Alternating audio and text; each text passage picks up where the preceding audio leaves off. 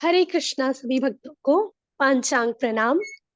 तो आज की क्लास शुरू करते हैं। सबसे पहले श्रीला प्रभुपाद जी का आज का कोटेशन करेंगे। जगत गुरु श्रील प्रभुपाद की जय। वैदिक संस्कृति ऐसी है कि यदि आपके घर में शत्रु भी आ जाए तो आप इतने प्रेम से उनका स्वागत करें कि वह भूल जाएं कि आप उसके शत्रु हैं। श्रील प्रभुपाद की जय। अभी हम भगवत गीता करेंगे। भगवत गीता चैप्टर 3 कर्म योग वर्स नंबर 21। यत् यत्ताचरति श्रेष्ठस्त तद्देवेतरो जनः स यत् प्रमाणं कुरुते लोकस्तदनु वर्तते। अनुवाद। महापुरुष जो जो आचरण करता है सामान्य व्यक्ति उसी का अनुसरण करते हैं। वह अपने अनुसरणीय कार्यों से जो आदेश प्रस्तुत करता है संपूर्ण विश्व उसका अनुसरण करता है। जी माता जी। तात्पर्य।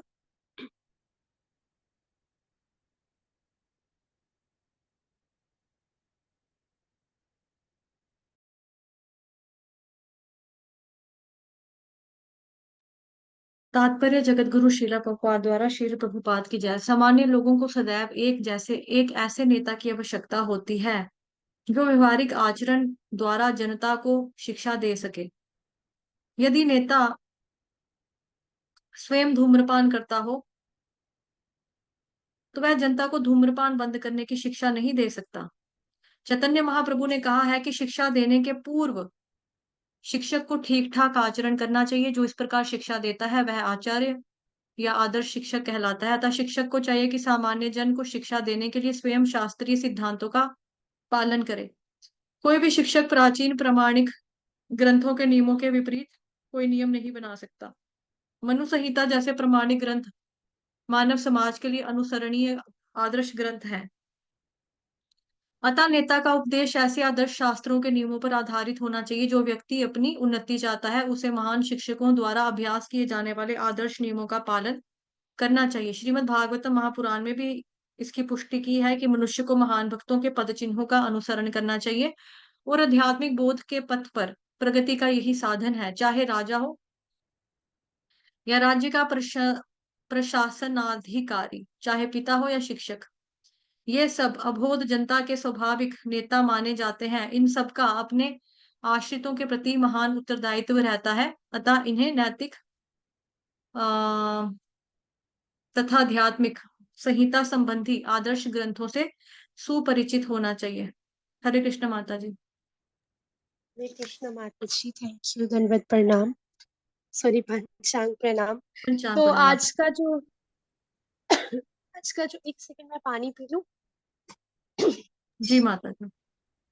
हरे कृष्ण कृष्ण कृष्ण हरे हरे, हरे राम राम राम हरे हरे। जी। हरे कृष्णा सभी को। सॉरी, थोड़ा सा मेरा ऐसे ही रहता है थ्रोट।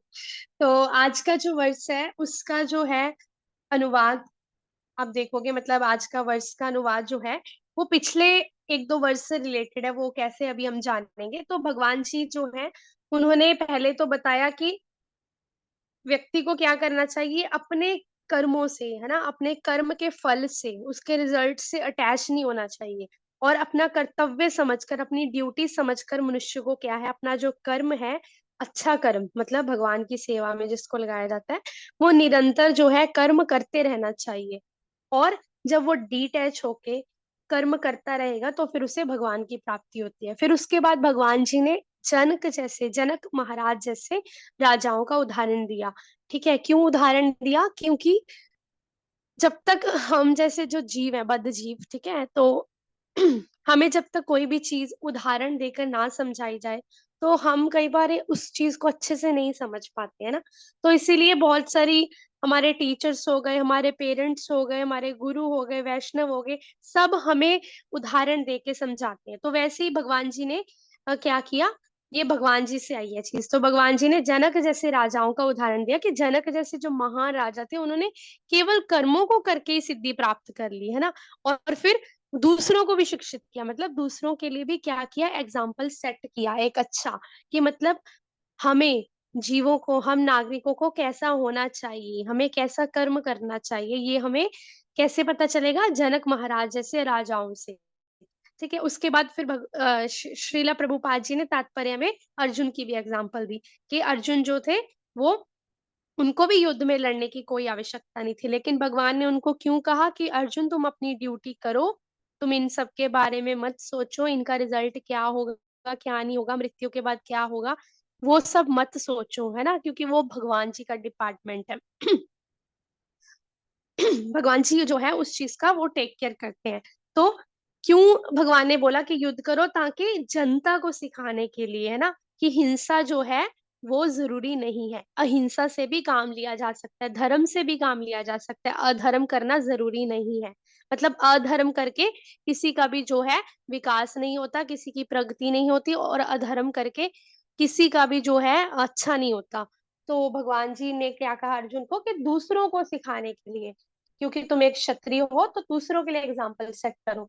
तो उसी को कंटिन्यू करते हुए आज का जो वर्स है इससे रिलेटेड है, कि भगवान जी ने क्यों बोला कि अर्जुन, जो महापुरुष होता है उसी का जो जैसा आचरण करता है, मतलब वो जैसा जैसा वो करेगा, उसको ही बाकी सब जो है नॉर्मल व्यक्ति ही, नॉर्मल ह्यूमन बीइंग जो होता है, सामान्य व्यक्ति जो होते हैं, आम जनता होती है, उसको फॉलो करती है, अनुसरण करती है ना।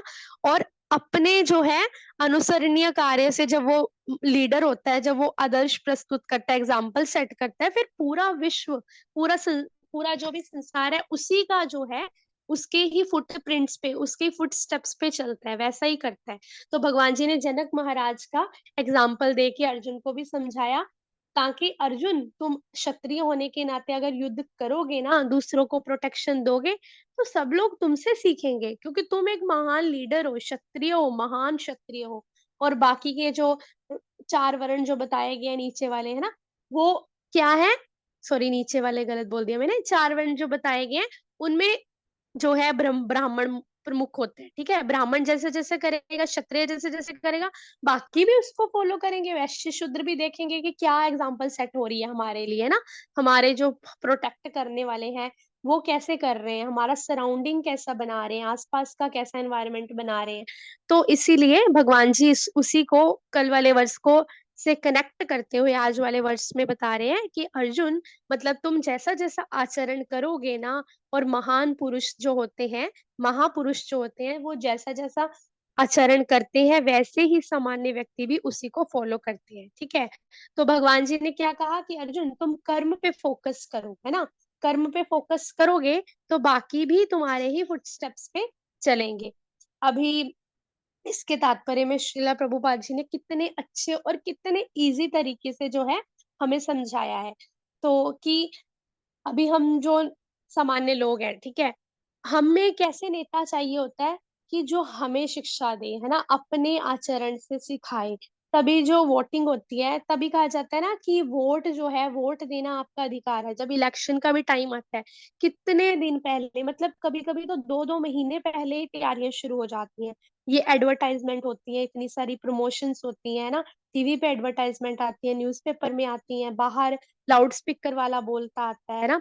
क्यों, क्या बोलते आते हैं कि ऐसे ऐसे नेता को देना, मतलब ऐसे लीडर को चुनना जो आपका विकास कर सके, ऐसे वर्ड्स यूज होते हैं ना, आप सबको पता है इलेक्शन के टाइम, विकास चाहिए, प्रगति चाहिए, प्रोग्रेस चाहिए, है ना। और कुछ कुछ जो नेता होते हैं वो तो अपनी एडवर्टाइजमेंट में लालच भी देते हैं कि हम आप बहुत बड़े बड़े मतलब कि स्कूल्स खुलवाएंगे, बहुत अच्छी एजुकेशन देंगे, बहुत सारा पैसा देंगे, पेंशन बढ़ा देंगे।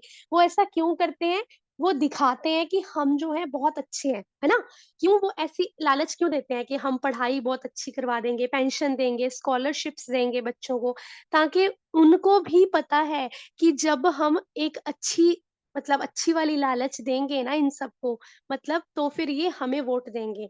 तो वो क्या करते हैं, उनको भी पता है जब हम इनको सबको बताएँगे कि हम बहुत अच्छे नेता हैं, हम कितना कुछ अच्छा कर रहे हैं, कितना विकास कर रहे हैं, कितनी प्रगति कर रहे हैं, पूरे शहर को साफ करवाएँगे, जगह-जगह पे कूड़ेदान रखवाएँगे, है ना?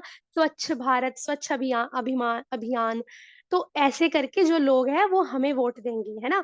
तो इसलिए यहाँ पे बता रहे हैं कि हम सबको एक बहुत अच्छे मिनिस्टर की, नेता की आवश्यकता ज़रूरत जो है, वो होती है। तभी कहा जाता है वोट देना आपका जन्मसिद्ध अधिकार है और वोट सोच समझ के ही डालें, क्योंकि जैसा लीडर होगा, वैसे ही प्रजा होगी।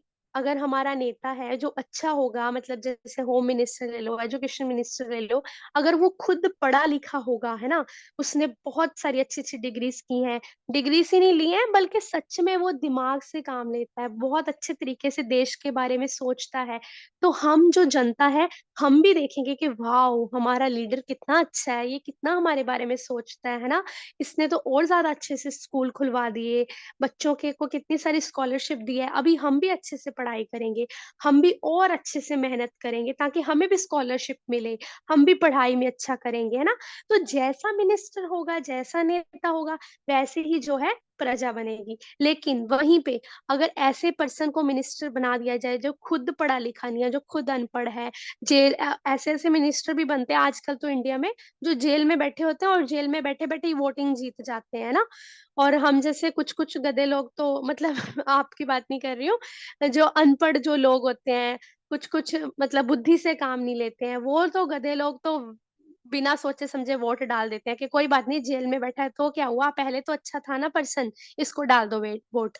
ऐसे करके वोट डाल देते हैं, ठीक है? और फिर वो पर्सन क्या ही एग्ज़ाम्पल सेट करेगा हमारे लिए, जो खुद जेल में बैठा है, जो खुद अनपढ़ है, जिसको खुद कुछ भी नहीं पता होता, ठीक है? उसने बस नीचे लोग रखे हुए हैं, खुद उसको क्या आ रहा है, पैसा आ रहा है, मतलब गवर्नमेंट की तरफ से सैलरी आ रही है बस। तो फिर वो हमारे लिए क्या ही एग्ज़ाम्पल सेट करेंगे।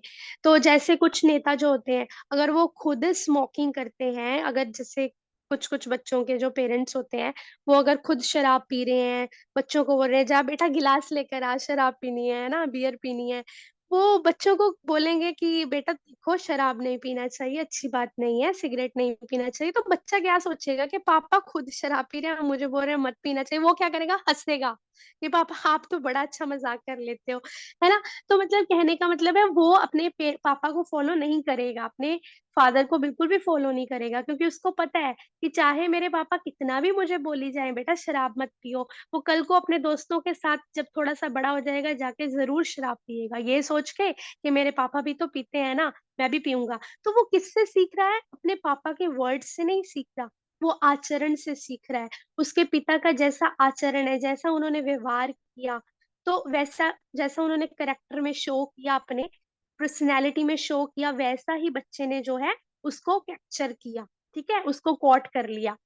तो ये एक प्रोवर्ब भी है कि many things are caught rather than taught, मतलब बहुत सारी चीज़ें जो है कैच की जाती हैं, सीखे जाने से। मतलब जैसे टीचर है, टीचर पढ़ाती तो है, टीच तो करती है, तो लेकिन टीचर जो है अपनी व्यवहार से जो है एग्जाम्पल सेट करती है। टीचर कुछ भी पढ़ाती जाए, लेकिन बच्चे क्या अपने टीचर को देख के फॉलो करते हैं कि ये टीचर सच्ची में बहुत अच्छा करा रहा है ना? उसके आचरण को देखते हैं, उसके कैरेक्टर को देखते हैं, जिस तरीके से टीचर बोलती है, किस तरीके से समझाती है ना, प्यार से।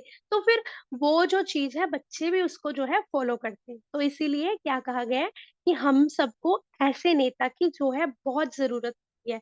तो आगे क्या है कि इसकी जो है एक छोटी-सी हम स्टोरी सुनेंगे कि एक बारी जो है एक साधु थे।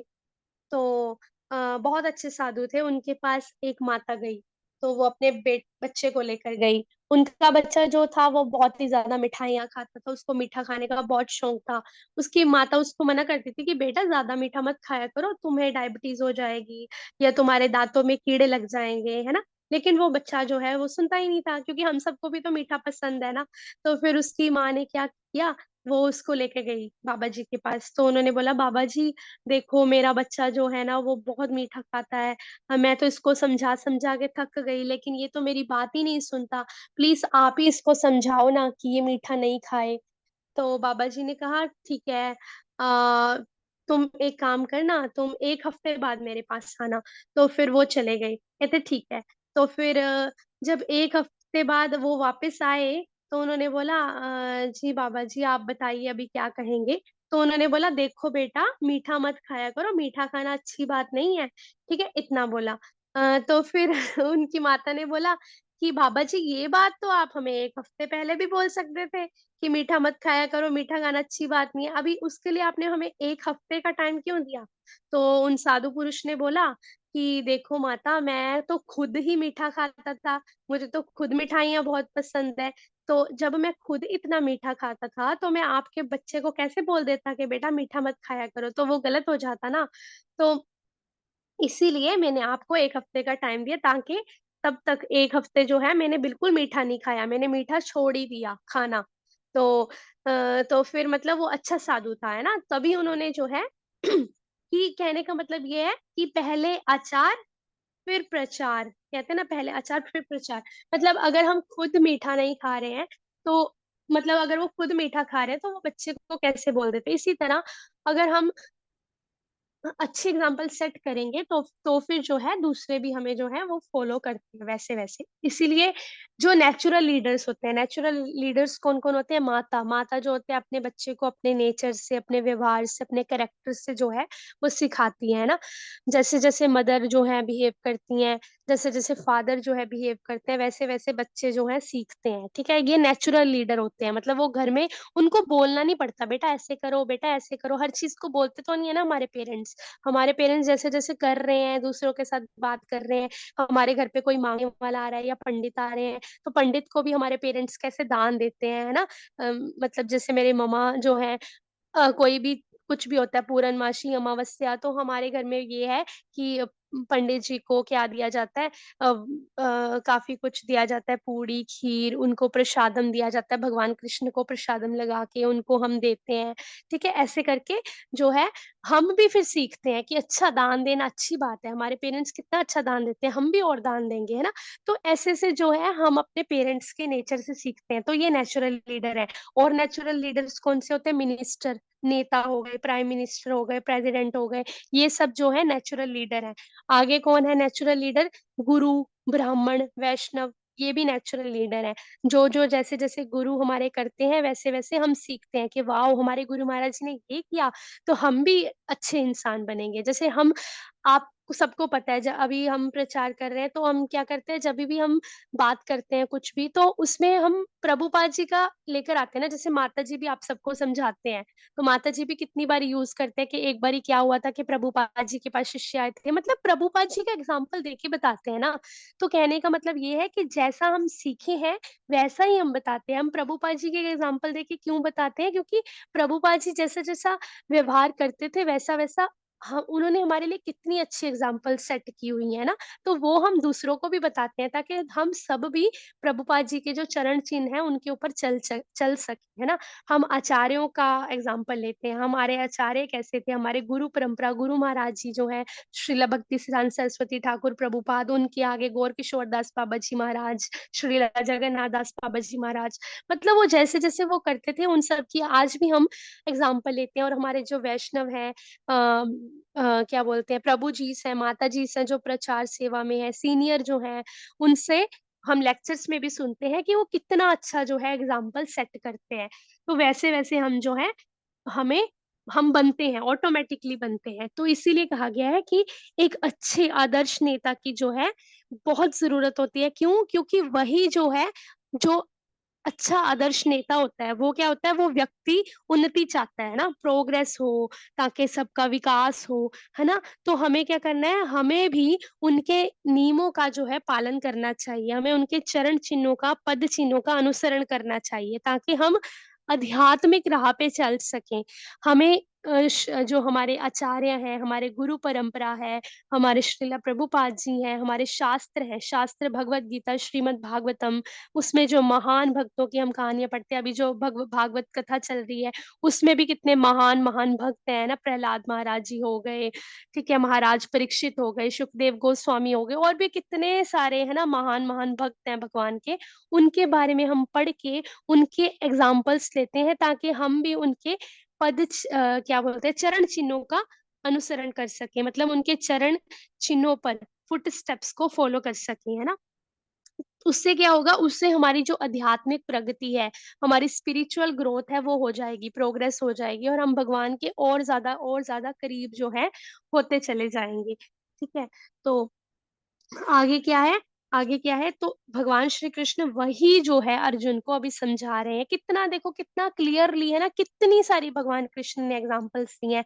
आत्मा का ज्ञान दिया पहले, कि आत्मा जो है अर्जुन, उसको कोई मार नहीं सकता, काट नहीं सकता, तो तुम टेंशन मत लो इनकी, है ना। शरीर तो वैसे ही बूढ़ा हो जाना है, शरीर तो हम, इंसान क्या है, व्यक्ति क्या है, व्यक्ति कपड़े की तरह बदलता है कभी। ठीक है। उसके बाद फिर भगवान जी ने कर्मों का भी एग्जाम्पल देके समझा रहे हैं, जनक महाराज जी का एग्जाम्पल देके समझा रहे हैं कि अर्जुन, तुम्हें दूसरों के लिए एग्जाम्पल सेट करनी चाहिए, और तुम क्षत्रिय हो, क्षत्रियो का कर्तव्य है कि युद्ध करे, है ना, दूसरों को प्रोटेक्शन दे। तो भगवान जी देखो कितने दयालु हैं ना, उन्होंने कितनी सारी एग्जाम्पल्स से कि हम समझाया। और श्रीला प्रभुपाद जी उनसे भी दयालु हैं। कैसे, श्रीला प्रभुपाद जी ने अपने तात्पर्यों में हम जैसे बद्ध जीवों के लिए कितना इजी कर दिया है, कितना इजीली एक एक लाइन को समझाया है।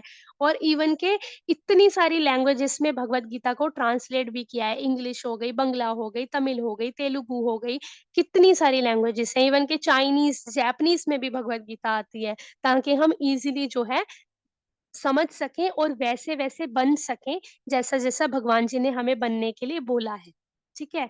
तो आज के वर्ष की यही शिक्षा है कि जो महापुरुष आचरण करता है, हम व्यक्ति भी उनका अनुसरण करते हैं। तो हमें चाहिए कि हमारे जो महान भक्त हैं, इतने महान भक्त हुए हैं, प्रहलाद महाराज, है ना, सुखदेव गोस्वामी, श्रील व्यास देव जी, ये सब जो महान महान भक्त हैं, हम उनके चरण चिन्हों पर चलें, उनके फुटस्टेप्स पर चलें। श्रीला प्रभुपाद इन सब की वाणी को सुने, गुरु शास्त्र के अकॉर्डिंग अपने जो जीवन को है वैसा वैसा बनाएं, ताकि हम भक्ति और ज्यादा अच्छे से कर सकें, और अपने कर्मों को सही दिशा दे सकें कि हमें कैसे कर्म करने चाहिए। ठीक है। तो आज की यही शिक्षा है। आई होप आपको आज का वर्ष अच्छे से समझ आ गया होगा। तो हरे कृष्णा सभी भक्तों को पांचांग प्रणाम। जी माता जी।